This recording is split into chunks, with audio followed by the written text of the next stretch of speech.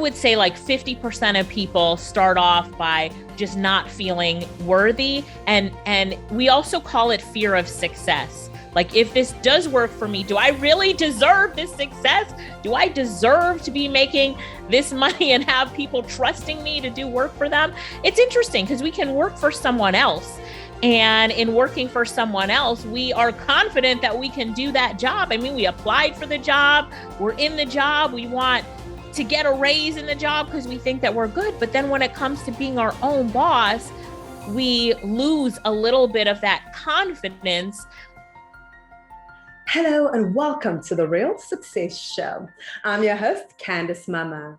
If you have just started an online business and you are struggling to scale or get your audience to pay attention, then today's guest is just for you. Alicia Lyttle is a business owner who strategizes and helps new entrepreneurs build an online brand. But before we jump into Alicia, be sure to like, share, and subscribe if you love this episode.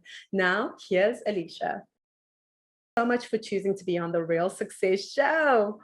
I am so excited to be here, Candice. Thank you for inviting me. Oh, of course I wanted to invite you because you are an incredible powerhouse. Like, that is my definition of you. So how do you define yourself? Wow. I define myself as first and foremost in business and entrepreneur.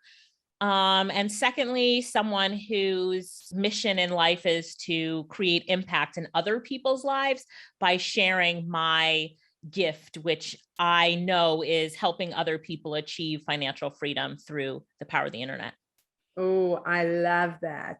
And especially through the power of the internet. I think the past 2 years, now going on to 3, we've changed so much of the kind of businesses we do, right? We've been from brick and mortar to now online digital. What was the biggest change for you that you noticed in the past 2 to 3 years?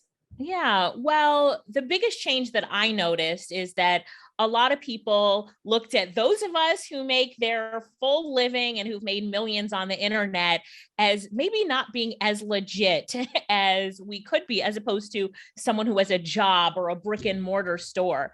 And then as we were all forced into this digital space, now everybody's looking at us saying, hey, what is it that you do? What's that thing again? And can I learn more about it?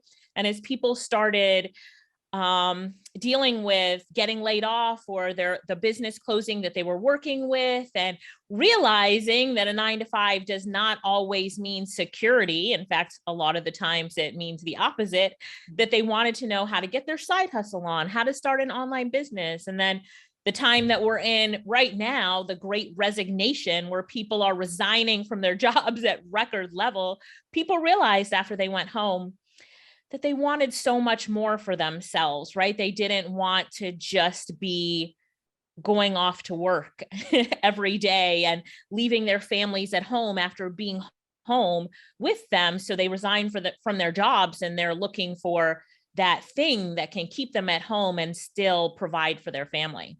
Oh, that is so true. And it has been a trend that's still going on, right? It's still on the news. People don't want to go back into offices, and now we are living this digital life. And it has afforded us so many incredible opportunities, like you and I connecting from across the world. And, that's right. Of which I am so happy. You've worked in so many countries, but one country you've worked in is my hometown, which is South Africa. Do you want to tell me what your experience was like? Yeah. So my sister and I were invited to South Africa.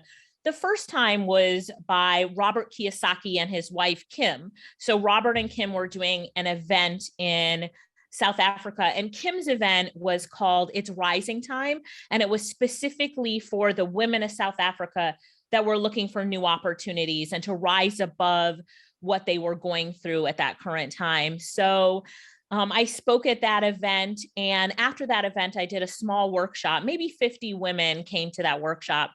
And they told me just about, their goals and their dreams and what they wanted to do, and that they had so much more inside of them than either not working or working for someone else. So I helped them in a hands-on environment. They had to bring their laptops and they came to a conference room with me. and my team, and we taught them how to start an online business right there. And when they left, 100% of them had an online business live and on the internet, and some had already made sales. And so then we just kept in touch with them and kept working with them virtually as their businesses grew and grew. And the stories that came out of that were amazing. I mean, women who were laid off and really struggling to make ends meet, who went on to build successful businesses that got investors and funding, and other women who used their voice to do voiceover, and which was one of the things that we taught, and started doing commercials for the radio and just living their best life. So, they went on to do things that they were passionate about, and some of them to get out of situations that were very toxic to them. They a few of the women there were living in situations that they felt, Candace, they felt that they had no other choice but to be in that situation because they didn't have the financial means to get out of it. So we taught them, hey, be financially independent. Here's how to do it. All you need is knowledge, a laptop, an internet connection, and lady, you can do whatever you want to do. And then we went back 5 or 6 more times to do various events brought in by different companies. We went ourselves a few times as well, and had a great time.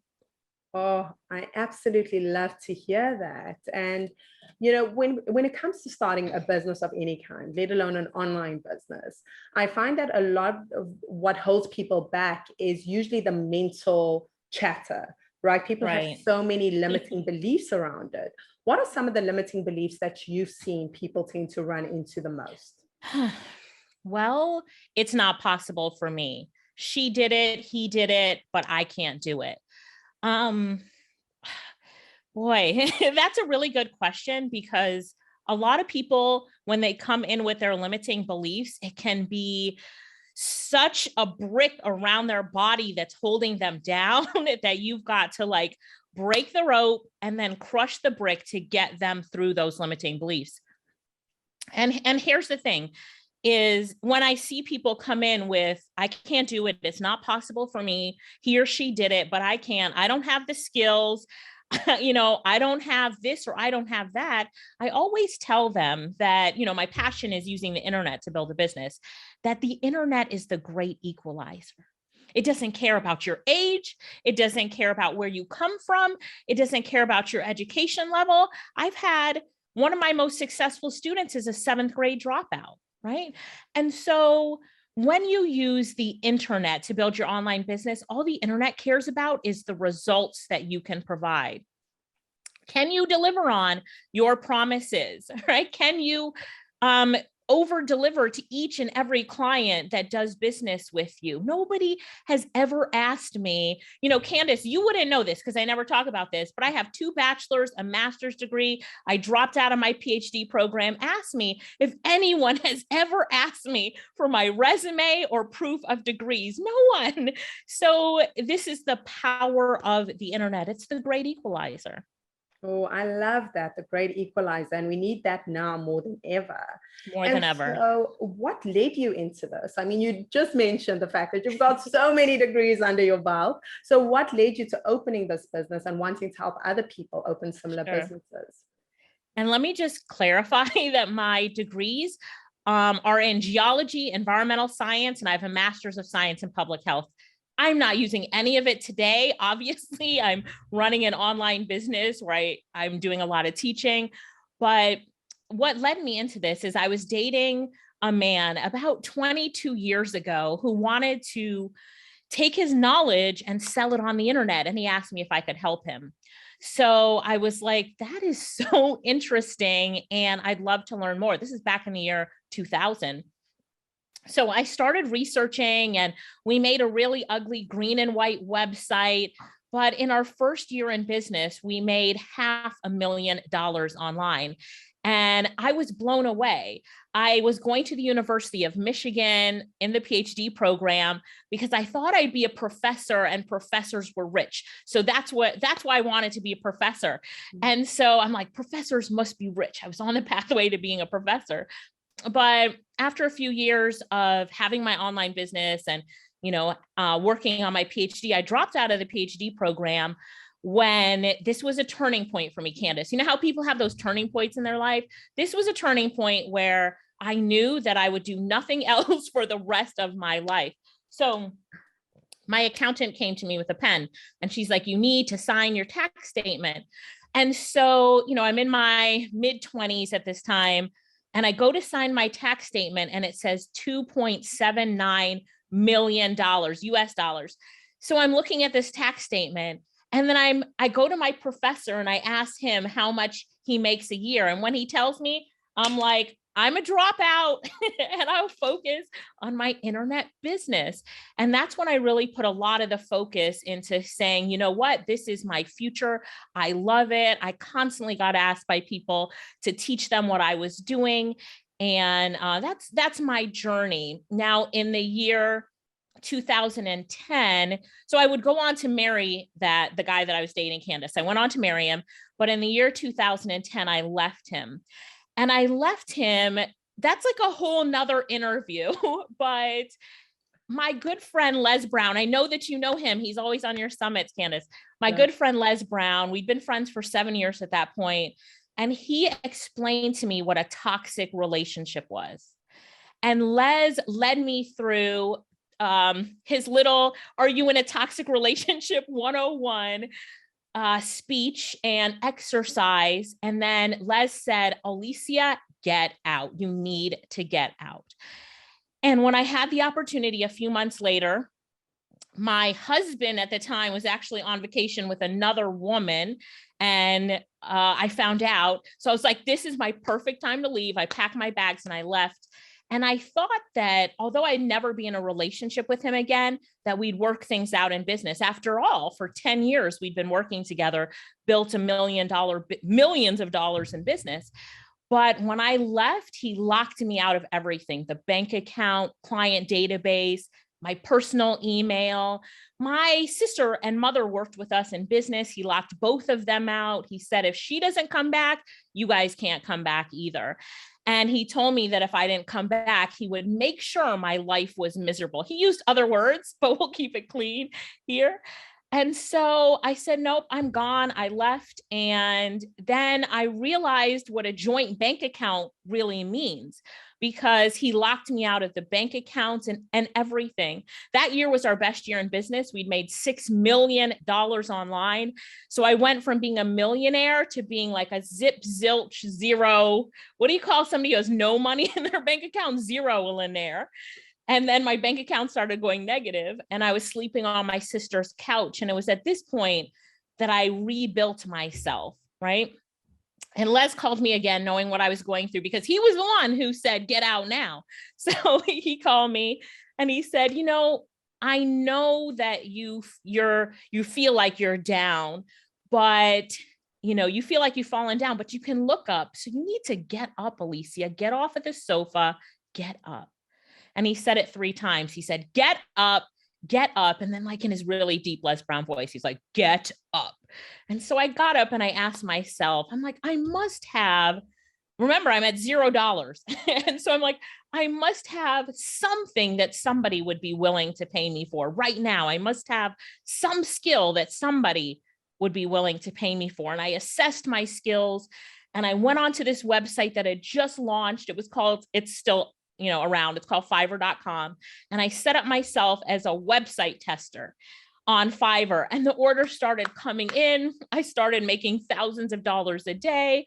And, now I love to teach people that no matter where you are, no matter what happens to you, you have something that somebody would be willing to pay you for. You have skills inside of you that other people would be willing to pay you to help them, to do things for them. And this is where my passion comes from, and teaching people that situation, I don't care if you have $1 million now or $0 right now, you can start an online business from scratch and be successful in a really short period of time. Oh, Alicia, thank you so much for sharing that with us, because I know that so many of our listeners, irrespective of gender, have been in that situation whereby they gave away their power in ways they didn't even know they were doing, right? Or they ended up in a situation where their power was taken from under them, and all of a sudden they've got to rebuild from scratch. And I don't want to overlook the fact that going from that point, that rock bottom, because it's the devastation of losing someone, when you married them, you assume this was a forever thing. So it's the death of that dream. It's the death of now a business that you helped create. So that's like a double death. And then it's also now like, how am I going to get through this? How am I going to rebuild my life? And so holistically, that is a lot to be going through. So I know you had Les Brown, who I love and adore, on in your corner at that point, and he was like motivating you. But I want to ask you about that moment on the couch, those moments when you were on the couch and you were trying to figure out, Alicia, I know you're smart, you built a business before, what are you going to offer people, what are people going to pay you for? How did you emotionally, because it's one thing to deal with something on a practical level, I need to move, I need to do this, but emotionally it's so different. How did you gather yourself emotionally enough to start having the strength to actually start taking action towards rebuilding your life? The one thing that I did every morning was I listened to personal development. So whether it was Jim Rohn or Les Brown, I allowed those voices to pour into me. Tony Robbins, I still do this every morning. I go to YouTube and I listen to some motivation, something that's going to inspire me. And that really helps, because what the most dangerous thing is it's the toxic things that we say to ourselves. It's every time we ask ourselves, how did I let this happen? Why me? Here's my mistake. Instead of saying, I have so much more to give. I have so much that I can do to make a way. And I know that everything is possible for me. So it's listening to others pour into me. They didn't even know it, but in their YouTube videos and listening to them, they're pouring into me. And it's something that I recommend to people all the time. And then also, I made my list of 10 positive affirmations that I say to myself every day. So that list changes all the time. I look at it, I sit down and I change my affirmations. But, there's something to be said about looking yourself in the mirror and telling yourself, I am an entrepreneur. I am a force for good. I have qualities that other people. So you just make your list of affirmations and speak it to yourself in the mirror. It feels silly the first few times, absolutely. But then it becomes your spiritual food and what you need to energize yourself. The most important thing to do every day is remember that the morning is your battery. So in order to plug in and charge yourself, you have to understand what you need as a person. What do I need in order to make my day absolutely amazing? And for me, it was, I need to listen to inspiration and motivation before my feet hit the ground. I need, the first time I look into a mirror in the morning, to say these positive affirmations. And then I need to get through my day with intention and understanding, what can I do today to make tomorrow better? Oh, that is beautiful. And it is so powerful. If you had a time machine at this very moment, I handed you the keys to a time machine, and I said, you can go anywhere in the past and you could say anything to any version of yourself, whether that's a 20, 30, wherever, which age would you pick and what would you say? Oh my, I have never thought about that question, Candace, nor have I ever been asked that question. But I would probably go back to my wedding day and say, do you really want to marry this man? His sister told you not to. His mom is asking you why you're marrying him. Do you really want to marry this man? That's probably the day that I would go back to. Yeah. Yeah. My wedding day. I love the honesty. I absolutely love it. And so you've gone on to become an international speaker, and you help people curate and create their dream businesses. What moment in your career as a speaker has stood out to you the most? What moment has stood out to me the most? I told my story on stage at an event, and I told the story about my divorce and what I went through, and it was really emotional. It was not long after that. after I was still going through my divorce, and, it was emotional, but the the promoter of the event specifically knew my story because he was a friend of mine and said, I want you to tell your story on stage before you teach anything, because I know that there are people in my audience who need to hear it. So I told the story. And after I got off stage and talked to some people, I went to the bathroom. And when I went into the bathroom, there were a bunch of ladies in the bathroom just crying on each other and telling each other's story. So I went into this, bathroom with a bunch of crying women just telling me how their story impacted them. But when I came out of the bathroom, there were two men there that wanted to talk to me. And they told me what they were going through in their life, and that they didn't think they could make it through, and that they were away from their children and, had no motivation to keep going. And what I shared with them will help them to be able to see that it's possible for them to rebuild and get through it, and different things. So what I learned from that is by sharing and Candace, you talk about this in your book as well. And it's about sharing our trauma and our grief can impact others. And so I learned from that event on stage that being transparent and vulnerable and honest, you never know how your story might impact somebody else. You never know about the story that you tell and what you've gone through and the trauma that you've been through, how it will help someone else to also heal and to get to a better place and now be able to open up and talk about it. So. Oh, that is so true. And thank you for reading my book. What an honor. And as we live life, right? Life is so fast and it can be so fleeting. At the end of your life, when you have done the last thing you came on earth to do, what do you want to be remembered as? Like, what do you want to be remembered as having done in the world? Right.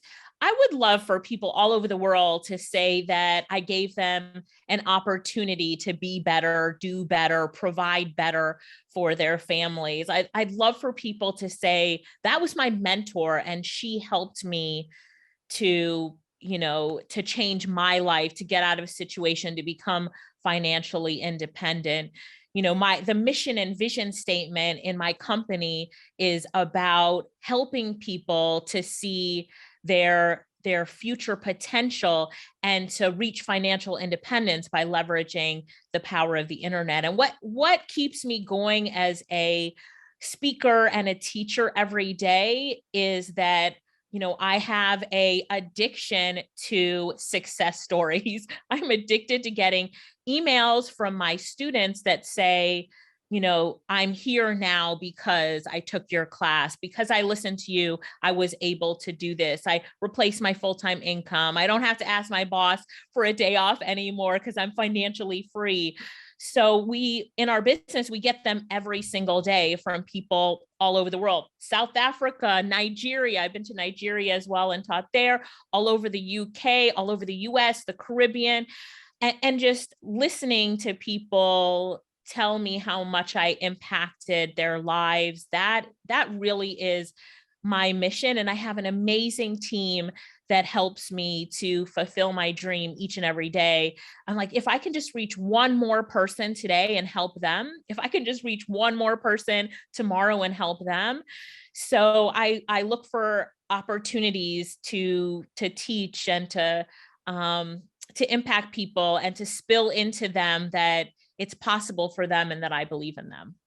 Oh, that is so beautiful. Thank you. And for people out there who are looking at you and they've listened to your story and they're like, you know what, Alicia, you have inspired me. Like, how do I even get started? Where do I get started?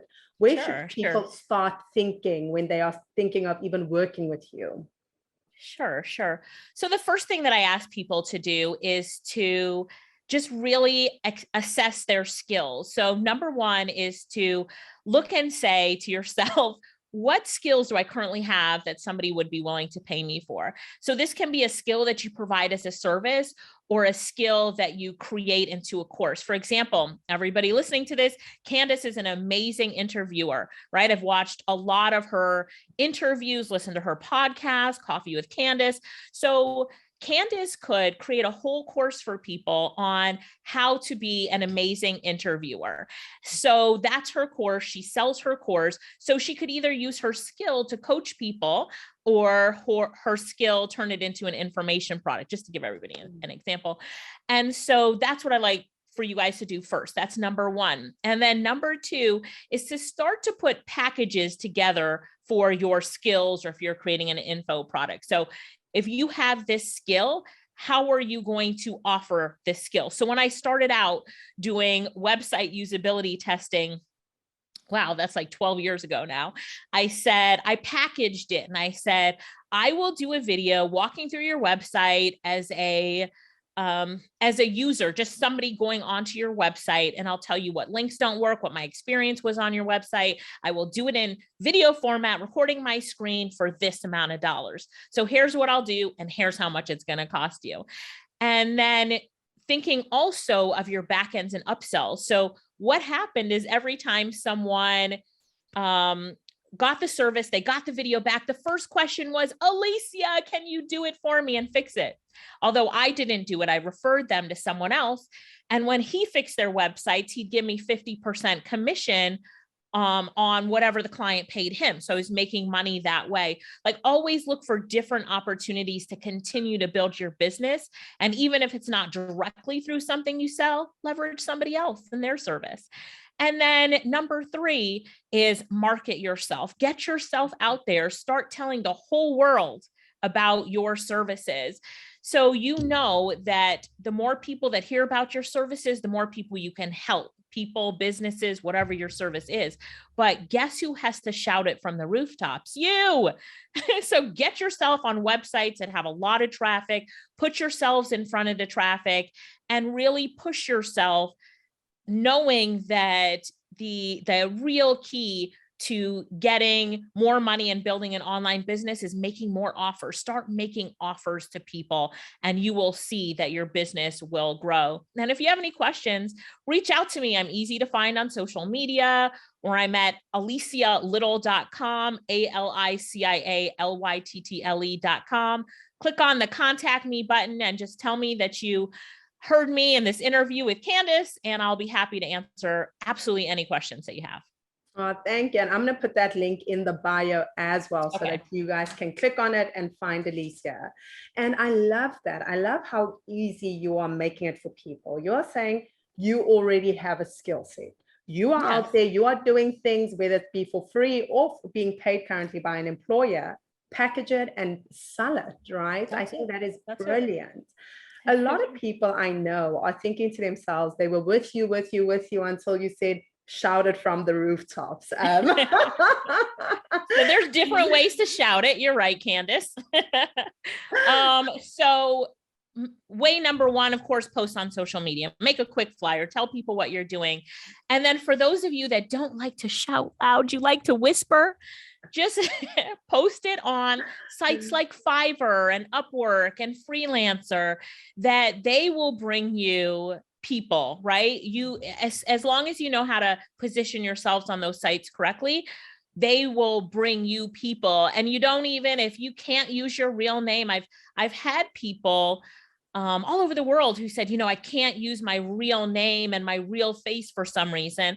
Well, you can go on those sites and make any name you want, right? You could be interview extraordinaire, and that's your name. And you can have a cartoon as your face, and people don't need to know who you are up front. So you can have a persona on the internet if you have to whisper and can't start off by yelling it from the rooftop. So does that answer your question, Candace? Absolutely. And I love it. And, but it makes me think, a lot of people have these hurdles, even including telling people that, hey, I've got a business, and hey, I want to try something different, or I'm starting a side hustle. So to me, that is all like worth issues. So do you encounter clients who you work with that you realize that it's not the skill that's an issue for them, but it's rather a sense of not feeling worthy.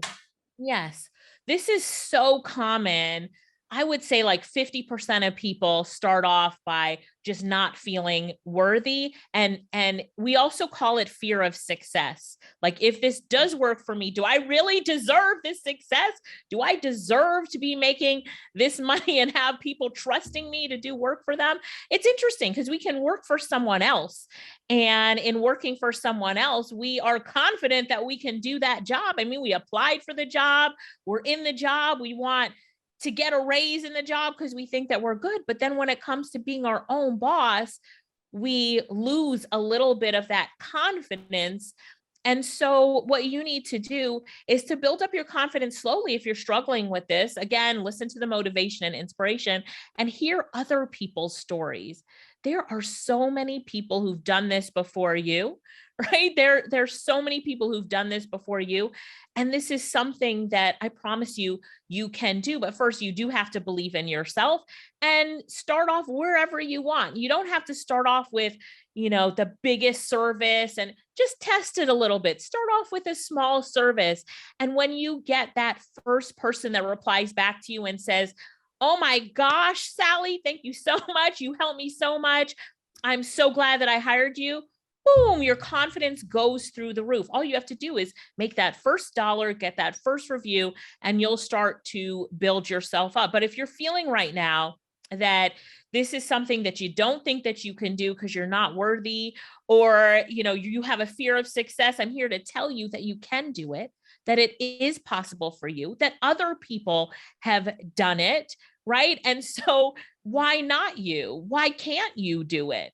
And once you just get past that beginning hurdle, know that this is quoting Brian Tracy, know that you're unstoppable. Brian Tracy, I've done a lot of clubhouse rooms with Brian, and Brian will always say, just repeat after me. I'm unstoppable. I'm unstoppable. I'm unstoppable. Get that into your head that you're unstoppable. And it really helps also to build that self-confidence. Oh, I love that. And I hear you in the interview constantly quoting different teachers, Les Brown, Brian Tracy. So I want to know, like, on your journey, how important has community been for you? Community is so crucial for me, and relationships, that it really is foundational in my business. So I've counted on so many people to help me across the years. And in return, of course, I am giving back. But you will find that there are people out there that want to help you, that want to mentor you, but you have to be willing to reach out to them. So just to give you an example, there's a lady, her name is Sonia Riccardi, that I wanted to really reach out to. So what do? I buy Sonia's book. I pay attention on, the different things that she does. I compliment her on social media, take a picture of myself and her book and tag her. Now, Sonia sent me a message saying, "Hey, we need to chat." And that's how the relationship begins. Like, those people that you want to be connected with. John Tallarico teaches this the best. I know you've had him on your summit as well, Candace, right? Those people that you want to reach out to, you have to take some movement in order to reach those people and to get some mentors into your life. Brian Tracy does a room on Clubhouse. His club is called the Thought Leaders Club, and he wanted someone to moderate the room. So of course I raised my hand. I'm like, I will moderate the room. And people will ask me, they're like, "Why are you moderating a room? You're a millionaire. You've got $1 million business." And I'm like, because I'm building a relationship with Brian Tracy. He needed a moderator. It's something I know that I can do well. And guess what it's helped to do? Build a relationship with him and his team. So look at opportunities of how you can help other people, and never think that you're too good to help someone who, in helping them, it can definitely build a relationship. That is so brilliant. And I love the fact that you described how you gain these relationships, that you gave first. You gave from a place of wanting to, not simply from a place of what can this person give me? Because I think sometimes that's where people run into obstacles, right, Alicia, where they'll come to you and they'll DM you and they're like, Alicia, I need your help. Please just mentor me. I can't afford you, or I can't do this. But they're not really doing anything that indicates that they either, they've followed your work, they've applied any of your principles. So it makes it harder for you to be like, yes. You're so right. You're so right. I had somebody yesterday that reached out to me. And when he reached out to me, he said, Alicia, he sent me a message on Facebook. I really love all that you've done. I see your course here. I left a review. I commented on Facebook about you here and sent me links to everything. And he's like, but I have one question in my life that I'd really like to ask you. Is it okay if I ask you? What do you think my response was? I was like, yes, ask away. You want to get on a call? What question do you have? So, he understood how to reach out to someone, how to give first. And then, of course, the doors are open. And I'm like, let's have a talk. What can I do to help you? I love that. Is that a skill set you learned, or is that the way you've naturally been? So my mom is from South America. She's Guyanese and she's one of 12 children, but it's something that we grew up seeing her do. My mom is a total giver. She will give anything to anyone. It's me and my sister laugh about it all the time. Because she often will give away our things. So don't leave anything in my mom's house because it will be given away to someone else who needs it more than we do. So we really learned that from our mom. And it's interesting that, if you ask your parents and your relatives about their life and their history, and you start to listen, you can pick up on some things in your family tree that you can pull on and build on and find strength in. My grandfather, my mother's father, owned a store in Guyana, and he owned a little store and it's on a corner and there were 4 stores. So he is one of 4 on the corner. And we grew up hearing the stories about the store, but one story that never left me was his bonus story. So he didn't even know that he was giving out, a bonus, how us marketers define it now. But when he would sell sugar or flour, he would put a piece of silverware in it. And it was a beautiful piece of silverware in a set. So when you bought it in the month of February, you get a spoon. In the month of March, you get a fork. And he would just keep doing this. And so he would always have the most amount of people in his store because he was giving a bonus to these, to the ladies. They were talking a long time ago, but to the ladies who went into that store, they wanted the free bonus. And he was the only one offering a free bonus when you bought your sugar or your flour. And so my mom told us that story growing up, and I would always ask her about the story.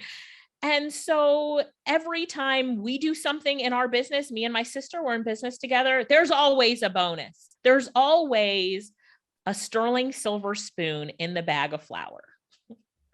That is such a brilliant story. And it's also such a great analogy, right? For life and for, if you want people to support you, I think it's when people see that you actually care, right? Because you're giving bonuses because you care. You're not giving bonuses because you're like, I want everyone to be here. You're saying, because I want to give you more. I want to let you leave feeling like you've got just a little bit more, which I absolutely love. And so as you move through business, are there any things that you still experience or challenges you still face that still surprise you today? Oh, gosh, of course, we face challenges each and every day in business. I mean, from customers who are so hard to deal with. Everybody will have them. My students at Build Their Business, they're always surprised when they get a problem customer. I'm like, that is called business. You will always get a problem customer. Fire them as quick as you can. Technology is ever changing and we have to stay on top of technology. To having a team, each person on your team is an individual with a family and with different needs. So, to manage that, I built one company, my agency, to where it is run by itself, where I have team leaders and leaders of those team leaders. So on a day-to-day basis, I'm not active in that company. anymore, but it took, 7 years to build up to that point. So also understanding that it takes time to build up, but then you've got people in that business and clients in that business. And I've had invoices that took 8 months for a client to pay. There's always challenges, but you have to know that it's worth it, that you're doing this for such a bigger purpose, and that you will get no's. You will apply for different things. You will, want to do things and people will say no, but you just collect those no's and understand that they really mean not yet. And that you can always go back for an opportunity, or that means that this one is not right for you right now, that God has said, guess what, Alicia, this is not for you. You're not supposed to be doing that. And it takes away from this. And I'd say also for me, Candace, my staff will tell you this as well. One of the biggest issues that I have is focus, because as a serial entrepreneur, I love to do so many things. In fact, the challenge of starting something new also gives me so much fuel, that this is why I keep saying I have multiple businesses. I have a digital marketing agency. I have an info product business. I just started a new real estate business where I'm fixing and flipping houses, and I love it. So, it's also focus that can be difficult. So I write on my wall, here are my top 4 focuses for this year. And this is it. If it doesn't fall into one of these 4, I can't do it. I need to pass it on to someone else, either in my company or refer, whatever this opportunity is, to someone else. Not every opportunity that comes to you is for you. Ooh, that is so good. Not every opportunity that comes to you is for you. Do you have any steps except the writing on the wall whereby this opportunity, because opportunities always look good, right? No opportunity really comes in scaly. You're like, so do you have a set framework where you're like, these opportunities were just not for me? Yeah, sure. When I look at opportunity, I say, okay, does it fit into one of my top 4? Let's say it does fit into one of my top 4. Then I say, what's the end goal of this opportunity? And so if this is the end goal, is this something that I can reach, that I want to reach, that I will put time to? And then I start to look at how much time is it going to take? And am I going to have to dedicate to this? And what can I outsource? Candace, I love outsourcing. Let me give you an example. I have 2 properties right now that are getting flipped, and both properties have teams of people that are working on them right now while I'm here with you, right? And so, each one, there's a team leader, goes to check both properties, works at one. And then I come and look at, along with my boyfriend, what solutions do we need to the problems that the team is facing? And, where are we and what do we need? And we keep building and expanding. But knowing that, asking myself, do I have to do everything with this opportunity, or can I also outsource it to someone else and have someone else help me, whether they're on my team or I hire them one-off? So for those of you who are just starting off and say, but I don't have a team, Alicia, I can't outsource everything, go to Fiverr, Fiverr.com, and see what you need to outsource and hire someone else to do it for you. Make sure that as you're charging your client, or as this opportunity is bringing in this much, that you're spending this much outsourcing, and you always, as long as you'll always make a profit, you can see if it's worth it. So Candace, there's a lot of things that I do to weigh, does it fit into my top 4? How much time is it going to take? What's the end goal? Can I meet that end goal? Do I know that I can be successful with the end goal? And how much of it can I outsource to someone else, so that time that needs to be spent on this opportunity doesn't always have to be spent with me, because I like to travel. I vacation in an Airbnb somewhere, once a month. I have my lifestyle that I'm not willing to compromise on for an opportunity, but I love opportunity. And then the last thing that I do is have a conversation about it. So I'll have a conversation with my partner, Greg, about it. I'll have a conversation with my sister about it. Like, call someone who you can talk to about this opportunity, who might be able to give you some different perspectives. I don't ever just call one person, because each person in my life has a different perspective. And then I put them all together, mix it up into a bowl and see, all right, this is what this person said. This person said, is this opportunity one that I'll take on? And as you grow in business, you'll find yourself saying no to opportunities more often than when you first started.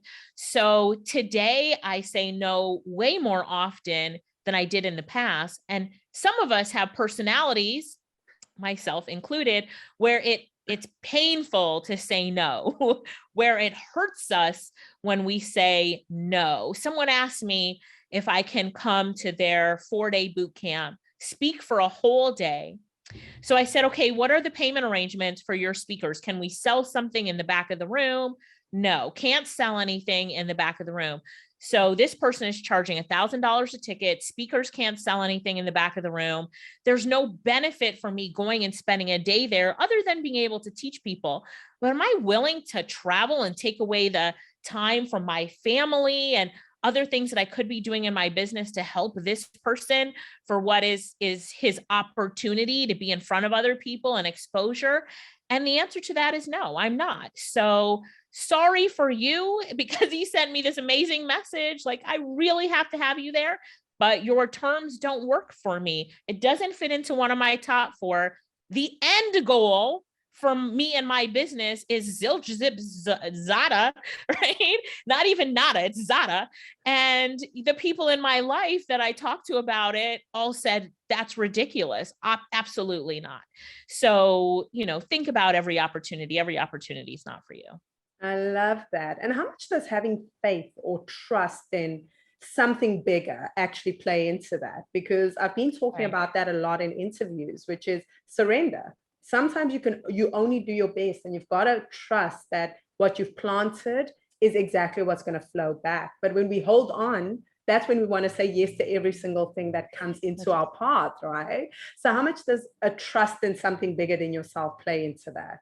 Yeah, absolutely. I mean, for me, I'm a Christian. And so, I also pray a lot about my business and the things that I do, and different opportunities if I should take them on. And Greg, my partner, Greg, is a deacon in the church. So he also definitely is remember I said every person in your life will have their different roles. He's a spiritual advisor, right? So he'll tell me straight up, if this works for me or not. Well, my sister is that business person in my life, and she'll tell me, does this work in business or not? For me, and for everybody, it's different. For me, I pray about it. I have a strong spiritual connection to God. I know that the different things that I go through, that he will always pull me through. I know that, sometimes something will fall through that I really wanted. Like, I really wanted this. So example, I just got a house not too long ago, but I thought that I really wanted this other house. And so in the process of getting this other house, the sellers who had no real estate agent were crazy. And so even though I really wanted this house, and it turned out that I wasn't going to be able to get this house, I had to understand that it wasn't that I was losing out on something, is that it wasn't for me. And God was protecting me from something. There's a reason that I wasn't supposed to get that house.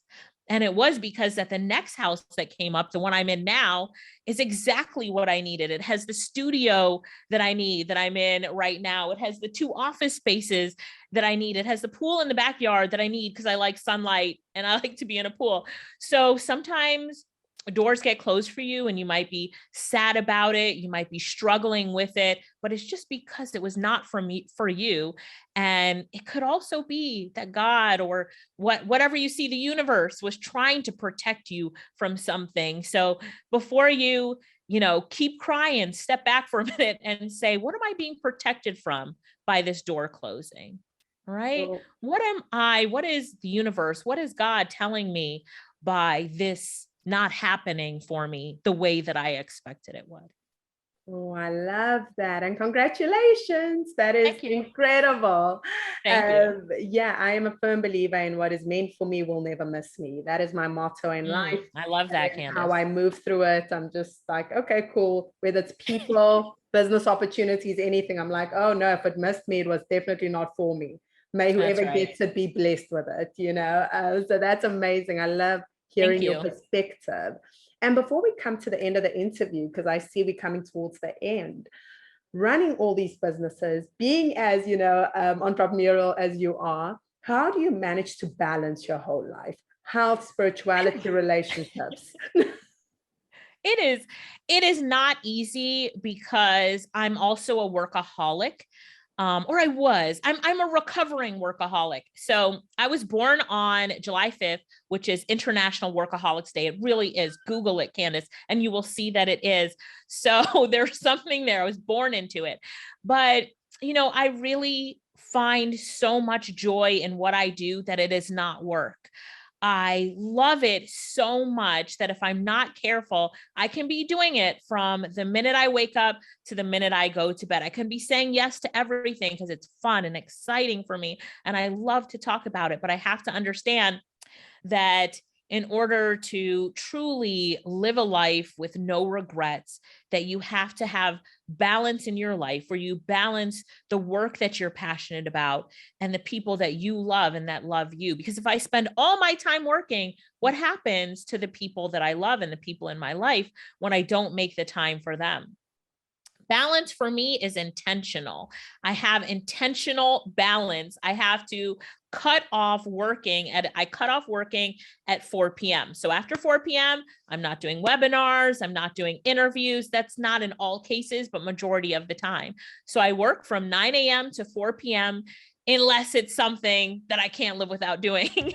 And then one weekend every month, I rent an Airbnb, even if it's just for one night or 2 nights, I rent an Airbnb somewhere else to get out of my environment. Because my environment is one where I can't help but to I have 3 computers. I don't even know why, it's that. So I have to get away.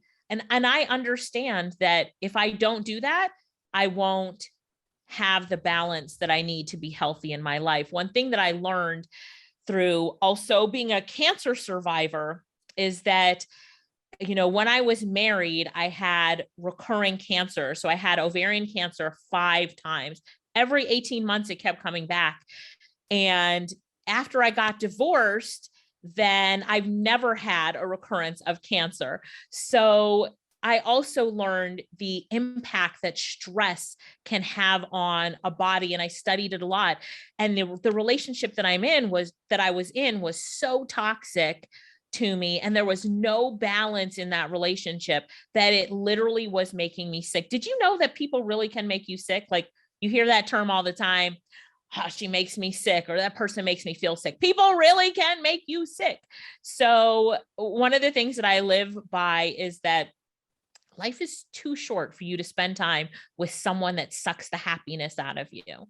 So as you're looking for balance in your life, cut out those people that are toxic, cut out the suction, the leeches, the people that suck the happiness out of you, and make sure that as you balance your work and life balance, you spend time on doing things that you love. Can you imagine, going to work in a job that drains you, working for people you don't like, with a boss you can't stand? That's toxic. Look for an environment that makes you happy. For me, that's being an entrepreneur.